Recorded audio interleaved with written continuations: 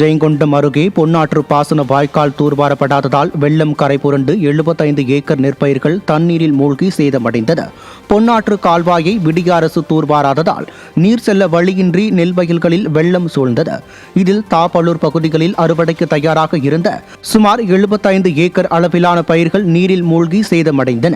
அதிமுக ஆட்சியில் குடிமராமத்து பணிகளின் போது கால்வாய்கள் முறையாக தூர்வாரப்பட்ட நிலையில் ஸ்டாலின் அரசின் அலட்சியத்தால் கால்வாய் தூர்வாரப்படாமல் நெற்பயிர்கள் சேதமடைந்துள்ளதாகவும் விவசாயிகள் தெரிவித்துள்ளனர்.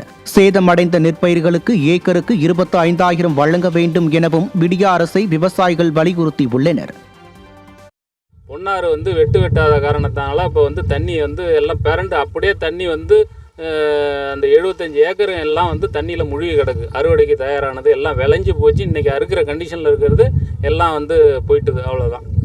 ஏக்கருக்கு 25,000 கொடுத்தா தான் நாங்கள் இதுலேருந்து மீண்டு வர முடியும், உயிர் வாழ முடியும். இது கடைசி தலைமுறை. இந்த விவசாயம் பண்ணுறவங்க கடைசி தலைமுறை. இதோட சரியாக போச்சு. இதுக்கு தாண்ட எல்லாம் இன்னும் விவசாயம் பண்ணுறதுக்கு ஆள் இல்லை. இந்த மாதிரி எல்லாம் அறுவடை நேரத்தில் எல்லாம் போனதுன்னா இன்னும் கேட்கறதுக்கு நாதி இல்லை. ஏதாவது கவர்மெண்ட் எங்களுக்கு பார்த்து நிவாரணம்